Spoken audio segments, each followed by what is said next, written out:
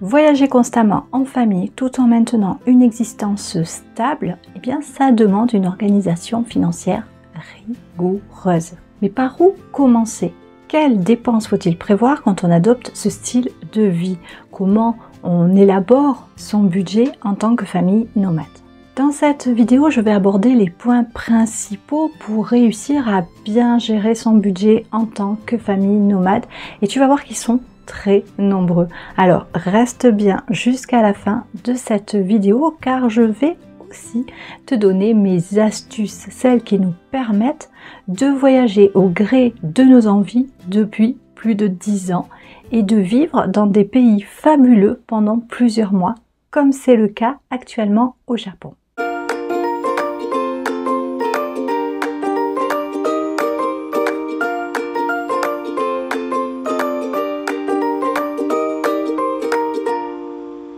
Dans cette vidéo, nous allons voir ensemble pourquoi c'est important de gérer son budget de famille nomade, quel budget prévoir, comment on fait pour établir un budget prévisionnel et puis aussi les dépenses qu'il va falloir prévoir mais avant le départ, pourquoi il faut adopter une attitude minimaliste, quels sont les outils de gestion financière à utiliser et comment on fait pour planifier les imprévus parce que oui, il va y avoir des imprévus.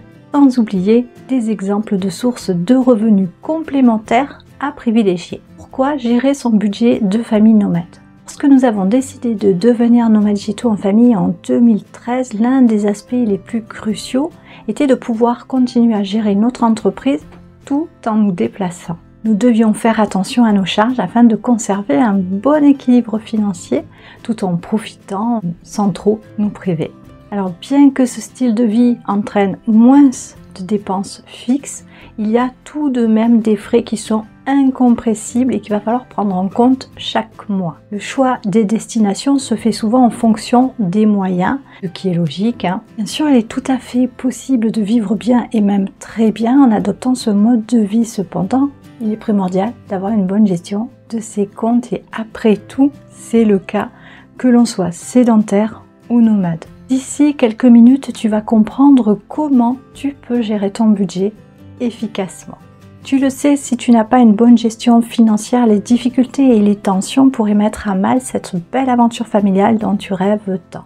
Quel budget prévoir pour une famille nomade sur le long terme? Depuis notre départ en juillet 2013, je ne compte plus le nombre de fois où on nous a demandé comment financez-vous vos voyages? Quel travail faites-vous pour vivre de cette façon? Combien d'argent faut-il prévoir? Ce sont des questions auxquelles nous sommes souvent confrontés et c'est tout à fait normal. En fait, il est difficile de donner des chiffres précis car nous sommes tous différents. Nous ne consommons pas de la même façon, nous n'avons pas les mêmes critères de confort ni les mêmes attentes vis-à-vis de ce mode de vie. Je pense sincèrement qu'être nomade peut coûter moins cher que d'être sédentaire. On peut vraiment améliorer son quotidien et celui de sa famille. Mais il faut avoir le contrôle sur ses dépenses et il faut savoir gérer son budget. C'est hyper important. Établir un budget prévisionnel. Un budget prévisionnel est un plan détaillé qui te permet d'anticiper et de gérer tous les frais et revenus qui sont liés à ton itinérance. Il t'assure que tu as suffisamment de ressources pour voyager sans stress. Ce budget t'aide aussi à visualiser clairement combien tu dépenses et combien tu gagnes chaque mois afin de faire les ajustements nécessaires pour maintenir un équilibre financier tout en profitant de ton style de vie nomade. Voici les principales étapes que je te conseille de suivre. La première étape, ça va être d'évaluer le montant de tes revenus. Quelles sont tes sources de revenus actuellement? Comment gagnes-tu ta vie? Y a-t-il un ou deux salaires dans votre foyer? Ces rémunérations proviennent-elles d'une entreprise? Est-ce que ça provient d'une rente, de revenus immobiliers ou bien d'investissements boursiers? Y a-t-il un potentiel de recettes complémentaires en fonction de ton futur mode de vie nomade? La deuxième étape, ça va être de lister les dépenses. On va passer à la phase la plus déterminante, la liste des dépenses de la famille. Pour une bonne maîtrise de ton argent, tu vas d'abord analyser puis classer tes frais actuels, mais aussi les dépenses superflues que tu pourrais réduire, voire que tu pourrais éliminer. On commence d'abord par le logement, donc ça va comprendre le loyer ou bien le prêt immobilier, l'assurance habitation, la taxe foncière, on va compter les factures d'électricité, d'eau, de gaz, les réparations éventuelles, les changements d'électroménager. Ensuite, il y a les frais de transport. Il va y avoir, si tu as une voiture, il va y avoir l'entretien de la voiture, l'assurance, l'essence, les péages. Si tu prends les transports en commun, les tickets de bus, le métro. On va voir aussi les courses et l'alimentation, donc le budget nourriture, les produits ménagers, l'habillement, etc. Les loisirs et les sorties, le cinéma, les restaurants, les livres, les activités pour les enfants. Il y a aussi les abonnements, internet, téléphone, plateforme de streaming. Réfléchis alors à l'évolution de ces dépenses une fois sur la route. Certaines de ces charges, elles vont disparaître totalement ou elles pourront être gérées différemment. D'autres vont peut-être augmenter. Par exemple, le logement, il va être remplacé par des locations de courte durée ou bien par des hôtels et les frais de transport seront plus élevés avec les billets d'avion ou de train. Les dépenses à prévoir avant le départ. En fonction du mode de déplacement choisi, il te faudra prévoir des dépenses qui peuvent avoir un impact sur ton budget au cours des premiers mois. Ça peut être l'acquisition ou l'aménagement d'un véhicule, l'achat d'équipements nécessaires, ordinateurs, gadgets, etc. L'assurance voyage, santé et véhicules, les visas et les documents administratifs. Il faut introduire toutes les dépenses mensuelles qui feront désormais partie de ton quotidien. Pour le logement, ça sera peut-être un hébergement dans un camping, un Airbnb, un hôtel. Au niveau des déplacements, ça sera le carburant, l'entretien du véhicule, les transports publics, les billets d'avion. Pour la nourriture, ça sera les courses, le restaurant. Au niveau de la santé, forcément, il va falloir introduire une assurance santé, des frais de médicaments.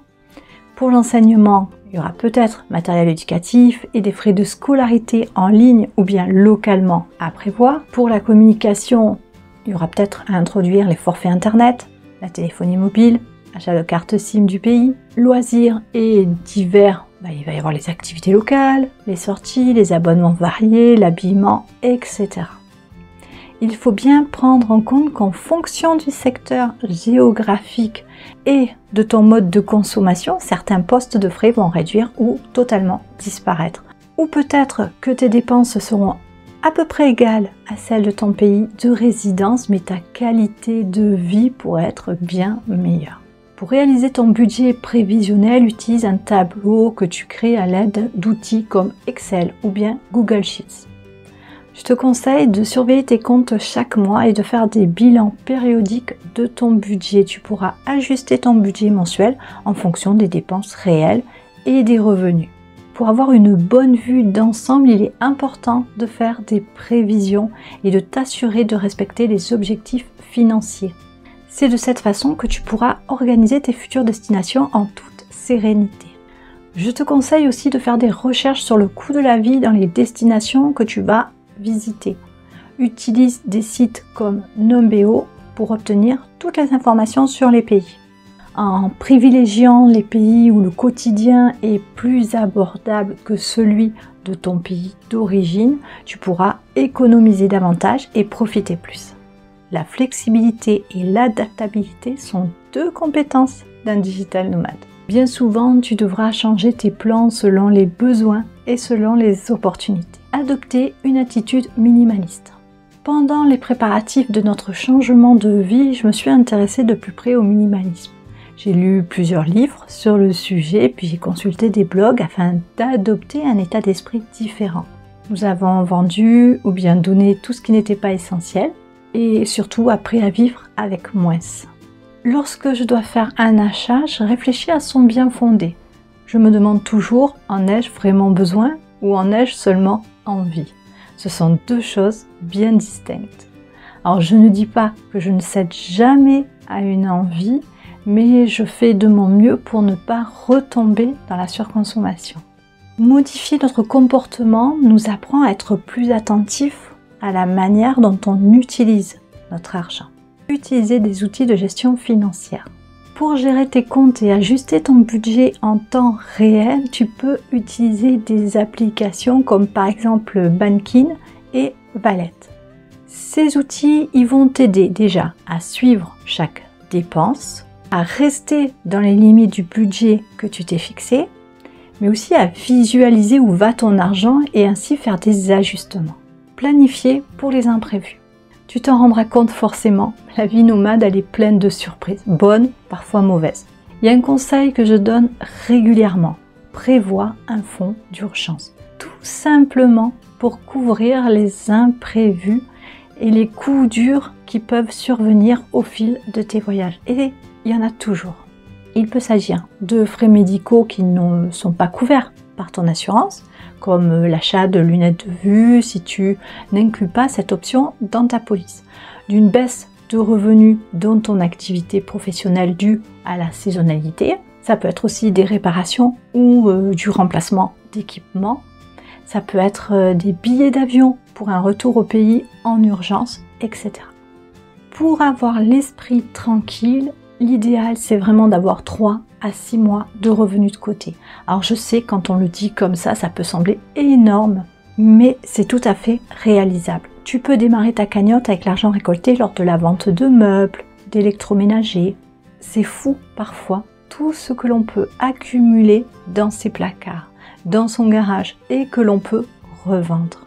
Ensuite, tous les mois, tu mets un pourcentage fixe de tes revenus de côté. Tu peux commencer à le faire avant même de partir. Cela permet d'avoir une petite réserve de sécurité dans laquelle tu vas pouvoir piocher en cas de nécessité. Rechercher des sources de revenus complémentaires. Pour compléter ton budget, cherche des moyens de diversifier tes sources de revenus. Partir en comptant uniquement sur tes économies ou sur d'éventuels travaux saisonniers sur la route ne sont pas les seules options, ni les plus sûres. Après tout, être un nomade digital, ce n'est pas seulement voyager. C'est aussi exercer une activité rémunératrice grâce au numérique. N'oublie pas cette partie car oui, il est possible de générer des revenus en ligne tout en te déplaçant comme on le fait depuis plus de 10 ans. Alors comment on fait? Le plus évident pour des résultats rapides est de cibler des revenus actifs, c'est-à-dire d'échanger ton temps contre de l'argent. Ça peut être le travail en remote pour un employeur, donc il existe même des sites d'annonces qui sont spécialisés comme remote.com. Ça peut être aussi le freelancing en développant de nouvelles compétences ou en vendant tes compétences professionnelles. Il peut s'agir aussi de consulting ou de coaching en ligne. Les collaborations avec des marques ou bien le sponsoring, ça peut être aussi une option, mais il faut déjà avoir une audience ou un projet exceptionnel avant de partir. Il est aussi intéressant de développer des revenus passifs ou semi-passifs. Alors attention, il ne faut pas croire que tu n'auras pas à fournir d'efforts ou à y consacrer parfois même beaucoup de temps, surtout au début. Gagner de l'argent, ça demande toujours du travail. Au bout d'un certain temps, ton business peut t'apporter des revenus décorrélés de ton temps de travail. Pour ça, il y a des tas de méthodes qui demandent toute une forte implication. Vendre des produits digitaux, ça peut être des modèles, des créations graphiques, des guides, créer des formations en ligne, distribuer des livres sur Amazon KDP, monétiser un blog, une chaîne YouTube, faire du print on demand sur des vêtements, des posters, des objets, avoir une boutique e-commerce en dropshipping. Alors tu remarques peut-être que je ne parle pas de trading à court terme, car c'est loin d'être de tout repos et puis c'est pas sans risque non plus. Par contre, si tu as des fonds disponibles, on peut évidemment ajouter les revenus de placement. Ceux-ci sont encore plus passifs et tu peux choisir des options en bon père de famille, comme dit l'expression. Être flexible. Je vais pas te mentir, il y aura des moments plus compliqués que d'autres et tu devras être prêt à adapter ton mode de vie en fonction des fluctuations financières. Alors ne prends pas ça négativement, ça fait partie de la vie nomade. Bien au contraire, il faut toujours chercher du positif même dans les moments les plus sombres. Et c'est tout de même génial de pouvoir facilement s'adapter à chaque situation. Préparer un budget pour une famille nomade, ça demande de la rigueur, de la prévoyance et une certaine flexibilité. Mais avec une bonne organisation et les bons outils, il est tout à fait possible de vivre cette aventure sereinement. Bien sûr, chaque famille est différente et il est important de trouver ce qui fonctionne le mieux pour la tienne.